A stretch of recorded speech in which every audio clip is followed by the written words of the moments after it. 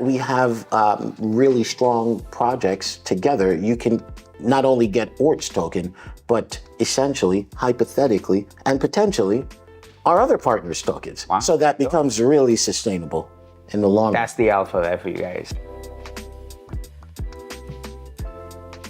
Welcome to this particular episode of Building Useful Shit, where we talk about everything HumanAIx. Now, if you guys aren't too familiar with it, it's basically an alliance that the OORT team had actually unveiled back in February of this year.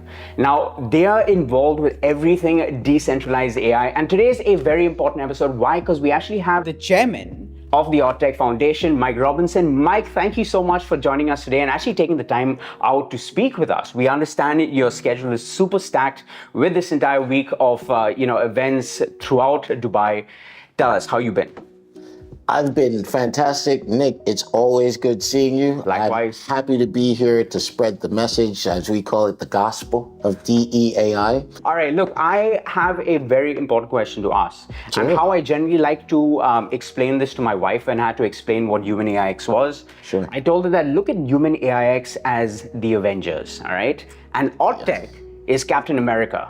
So what I'm asking you today is, tell us the origin story. How did all of this come about? Okay, so this is a very interesting concept, right?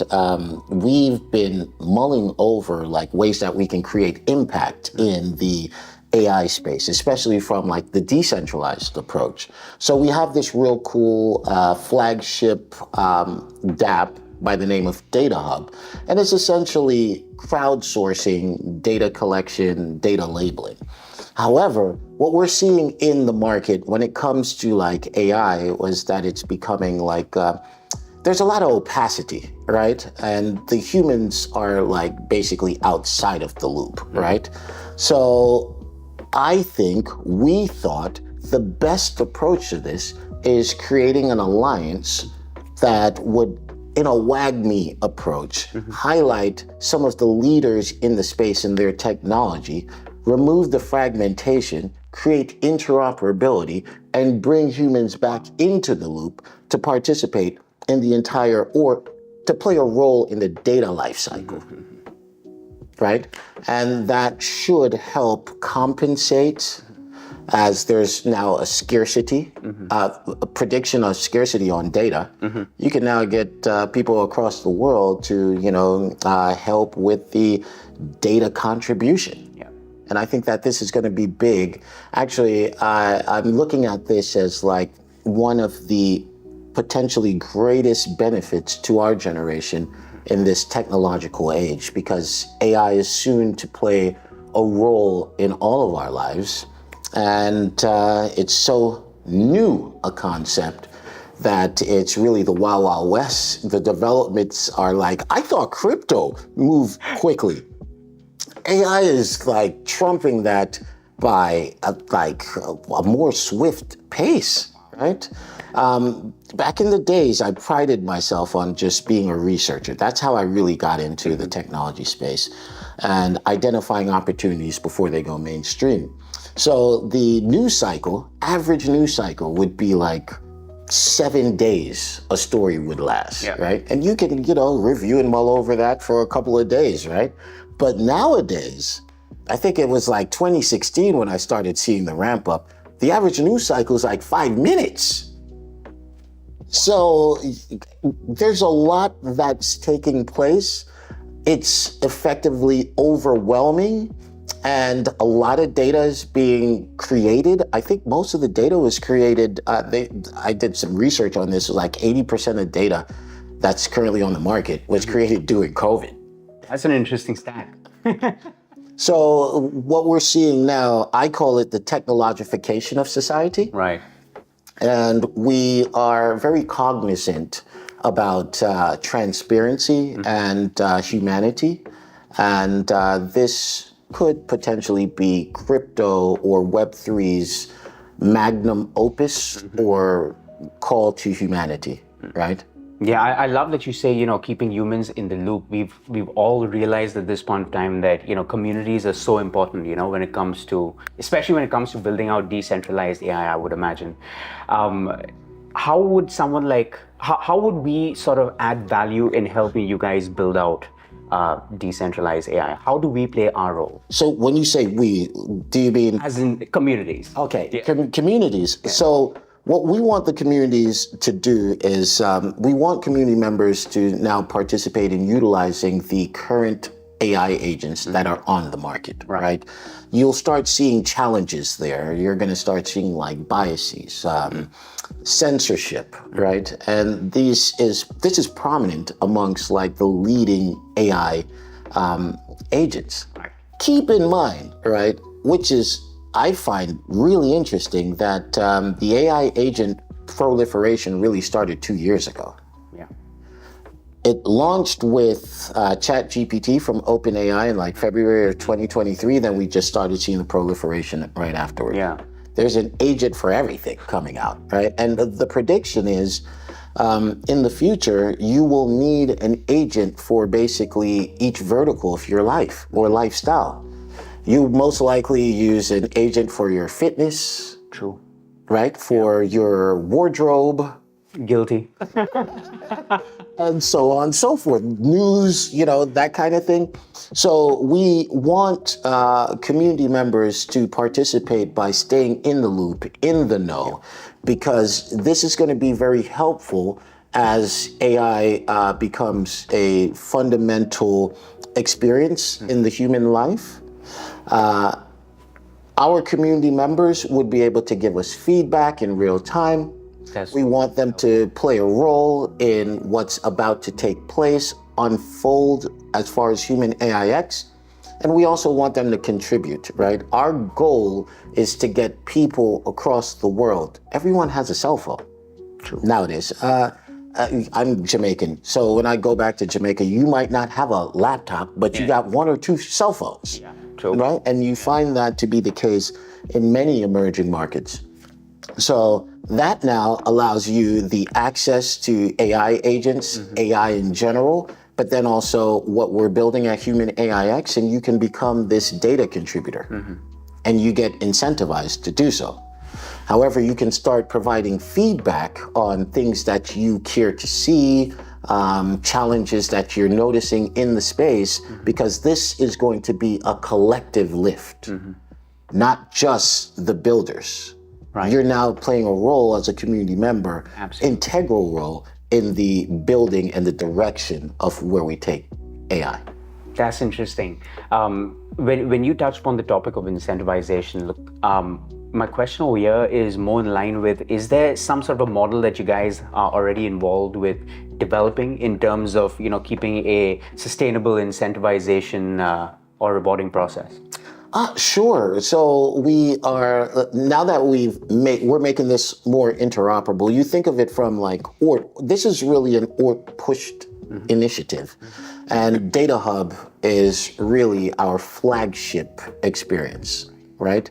So we wanted to make this much larger, and we are creating this ecosystem model with our other founding members, which are also other top Web3 projects in the space. So we can actually create layers of incentives, right? Whether that is a token incentive, whether those are points as well. But you're not only going to be receiving OORT as the incentive. I think what's really cool is that you're able to get incentivized in real time because it's on chain. You receive it in your wallet, right? Yeah. The points as well.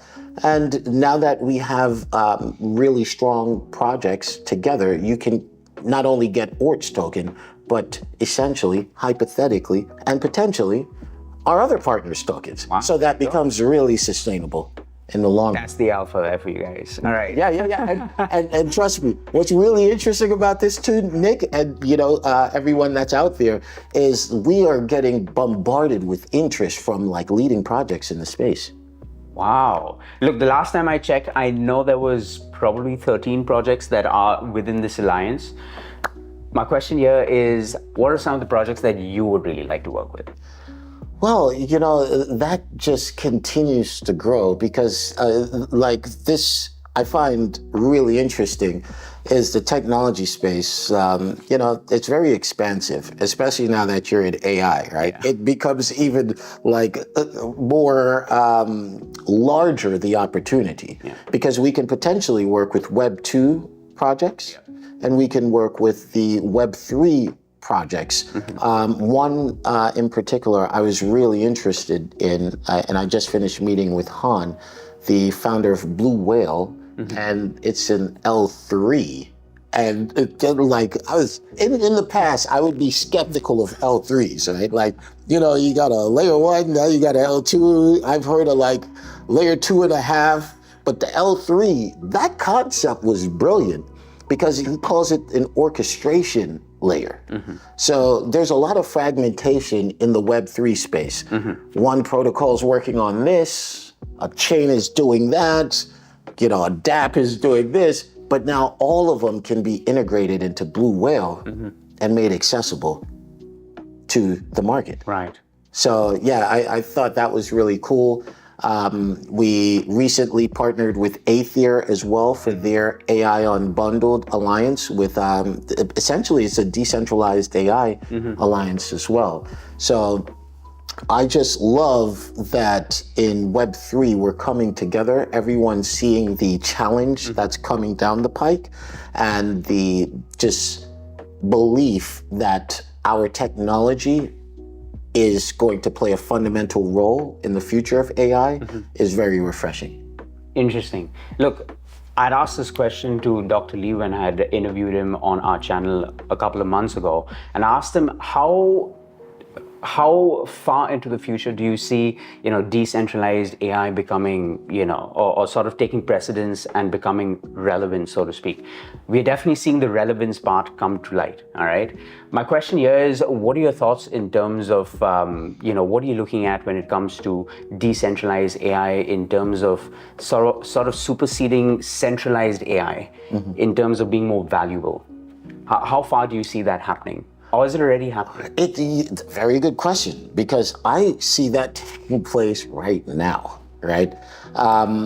Okay, so several examples. One, recently, News Research, they're like a Web 2 AI amalgamation of like people that met on Discord that are like tackling research in AI. They are now rolling out a decentralized AI concept for machine learning. They recently got an investment from Paradigm for like 50 million. Wow. Validation, right? In what we are doing. And that's like as recent as like last week. Oh, wow. Yeah, right? So it's like, yes, we are validated, right? But then like continuing, so just recently, I'm also a VC and connected to some really cool friends that are like old Wall Street, basically like mentors, but they know where I am in the Web3 and AI space, and now AI has become a big deal. Just recently, one of my good friends from Wall Street reached out to me about an opportunity that they had with one of the monoliths in the AI agent space, an opportunity they're fundraising for, right? And I shared my challenges with this because the ticket was a large number. I thought, closed source technology, as far as the AI model is concerned, is a massive challenge. Plus, there's a lot of bloat in the market as well, i.e. DeepSeek showed that up. And I didn't really see much of an opportunity in what he shared, but him being my friend and me having access, I made sure to share this within our inner circle, just people that are leaders in the AI space. And the feedback was basically, we're not interested because it's closed, bloated, closed source model, it's bloated as well, the market. And we believe that decentralized AI is going to be the key. And this is coming from academicians at the institutional level, right? Wow. Yeah, so we're in a very, I think, cool, newfound interest, right? Cool might not be the right word. For me, it's cool, right? But it's like a really intriguing time. Compelling should probably be the best word. Time for AI, because, okay, what we see, and I think Balaji said this, and it was a brilliant, he said it at Super AI last year, that you're seeing a top-down AI was built from the institutions in academia, and bottom up, crypto is led by, like people like us, and we're building that That's up. so true. But there's a convergence coming, a natural convergence, right? In AI, which you're going to need the blockchain for transparency. Interesting. Right? Provenance, right? Where AI proliferates, right? Yeah. You can now use the chain to timestamp where that detail come from, like that information, the data comes from. And you can see where there was bad data, where there was good data, where someone updated, uploaded information. I think that's going to be very cool. And in the future, just recently, Google launched its A2A, agent-to-agent concept. I think that's going to be big. But then for agents to complete a task, I think in the future they'll get paid in crypto. Correct. Naturally, right? So the things are aligning, and we are ahead of this space. What's really cool is there is no literature on decentralized AI, and now HumanAIx and OORT and our alliance members in Aether, right? AI Unbundled, we're all building this out. Yeah. So that's going to be a cool legacy. Look, right before this interview, you mentioned something to the extent of, decentralized AI being that stage where Bitcoin was back in 2009. In terms of regulation, such a brand new topic of discussion, a hot topic, I'd say.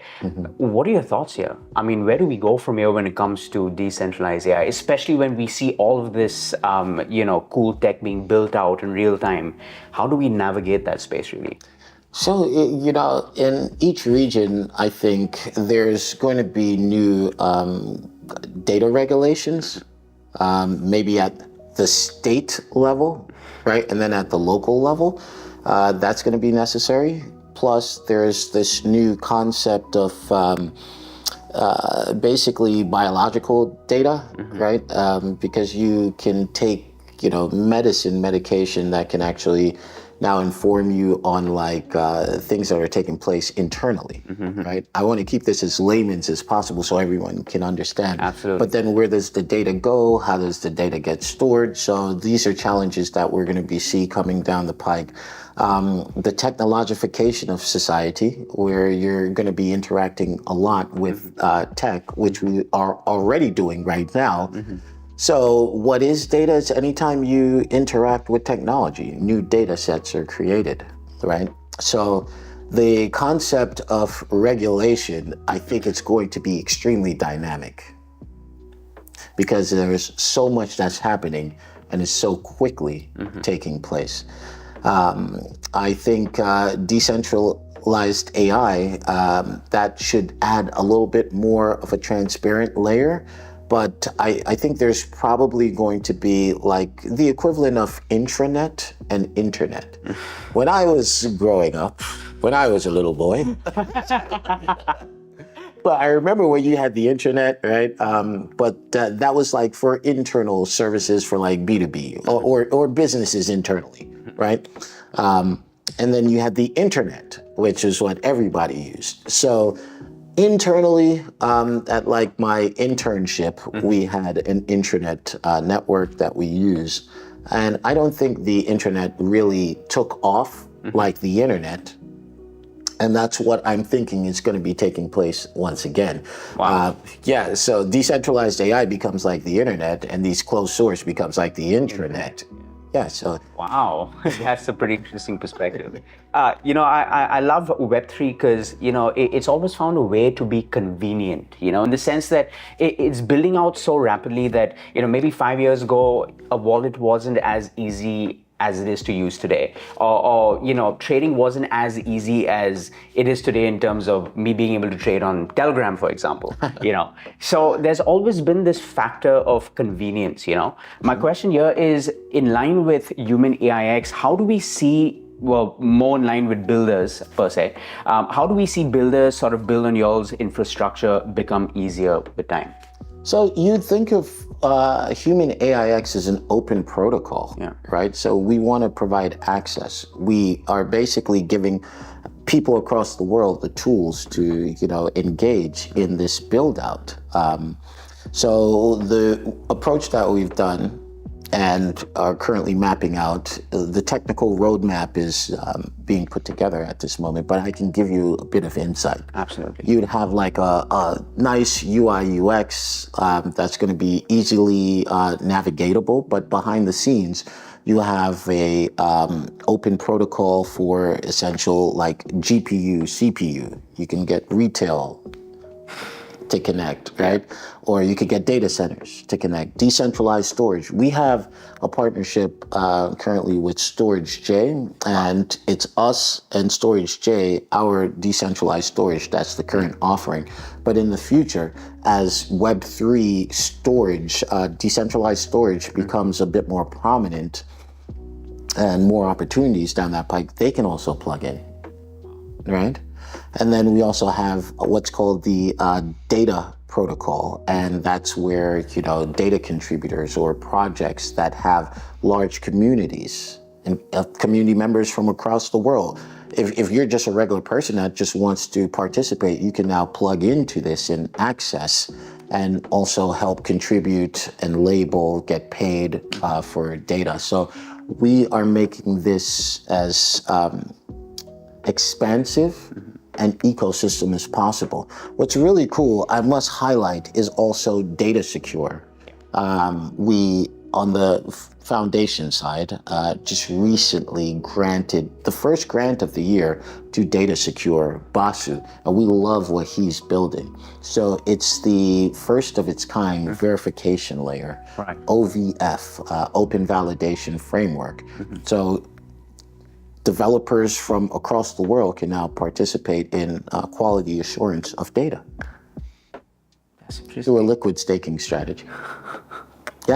So that's pretty incredible. And it's going to continue to scale, right? We have really created this concept of the North Star for this is standardization, interoperability, and a bit of Bitcoin values.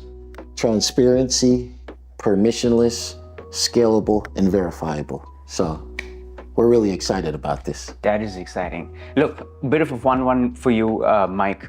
What does Mike Robinson want to see when it comes to decentralized AI? What does Mike Robinson want to see being built out, or sort of decentralized AI taking shape into over this next decade? What would you want to see? Because you said decade, I'm thinking this generation and the generation after. Okay, yeah, for sure. So this is really our opportunity to leave a lasting legacy for the generations to come. Yeah. I think AI is going to play a huge role in our current lives, right, moving forward.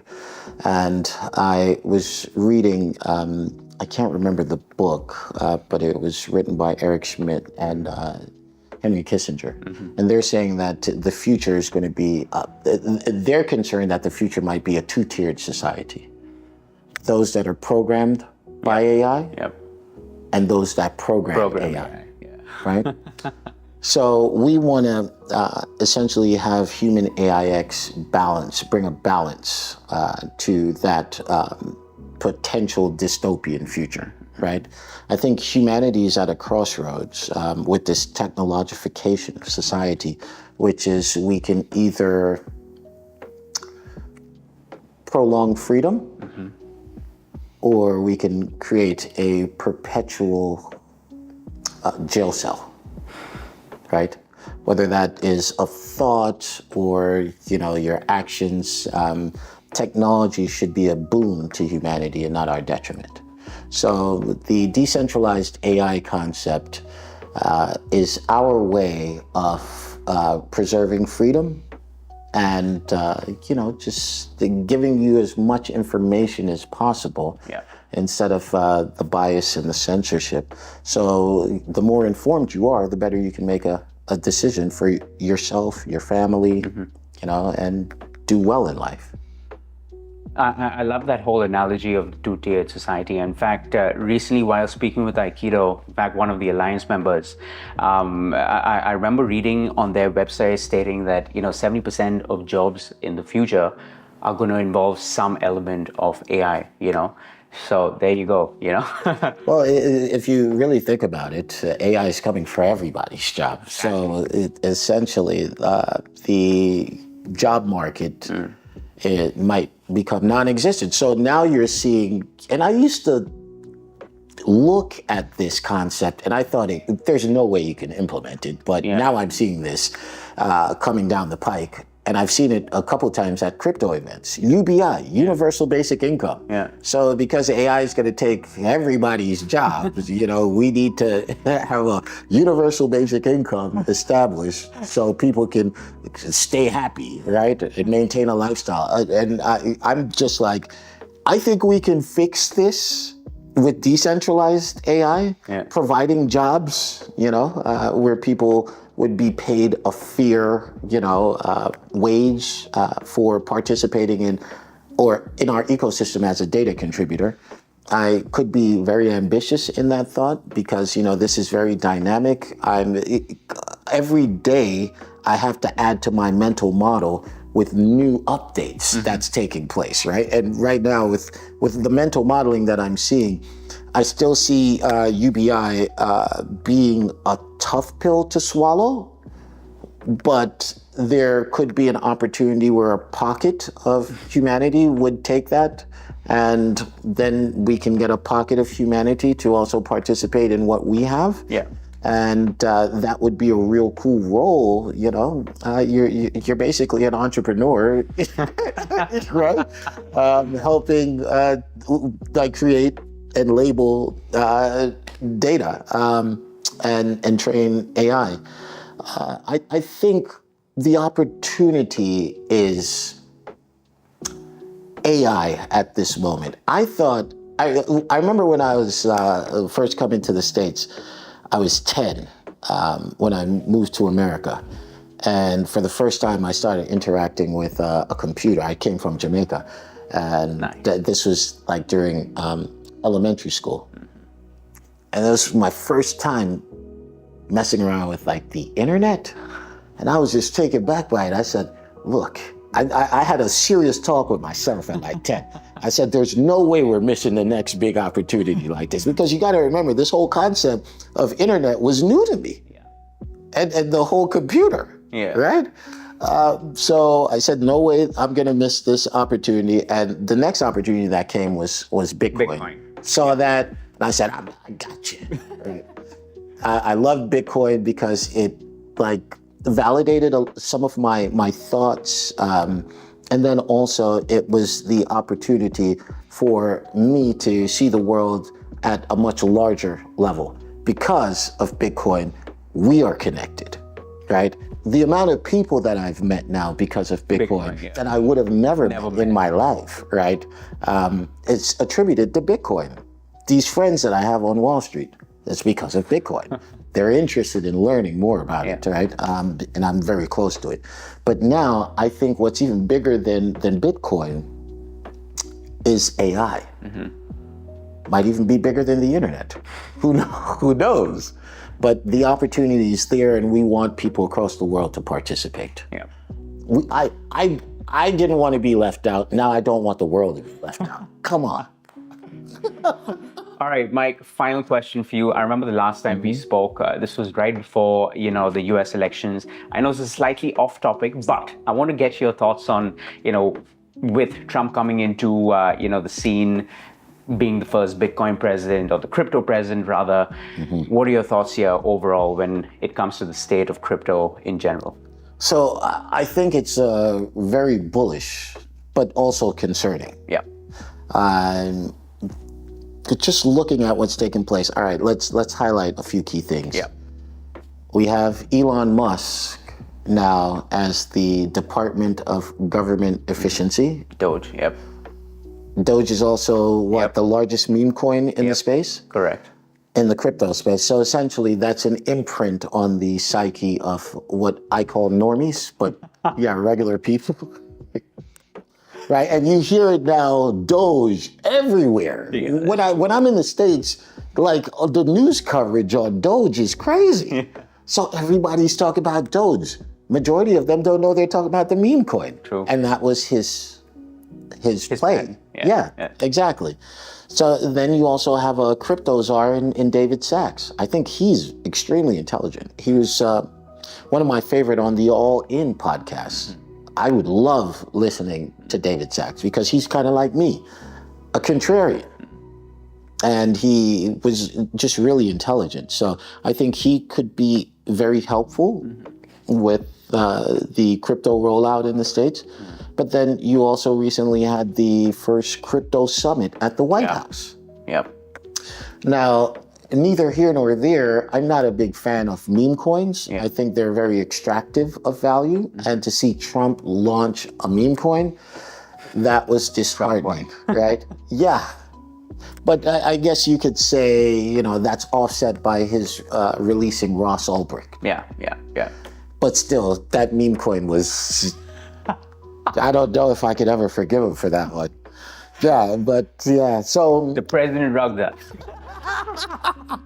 that's what people are saying, and I'm just like, why did you do that? You know, because now you're in the rug conversation. Yeah. And that's the wrong conversation. You know, you like to play on words, the rug conversation, the wrong. So yeah, I'm very bullish on where we're headed. I do see a push now into a digital economy. So the way I'm looking at the markets is like Trump is burning down the old and erecting a new in front of our eyes. Right. And it's very telling. So we're in the right place at the right time, being in the Web3 space. But now all the funding that's going into America for the data centers, Right. the AI, the LLMs, right, the models that are being created, I think this is a very strong opportunity for decentralized AI. Wow. Because it's going to be very necessary, right? AI is going to take many people's jobs at the software and hardware level. You probably have robots that are attached to data centers that can do whatever it is that you can do, right? In the future, and we want to protect that.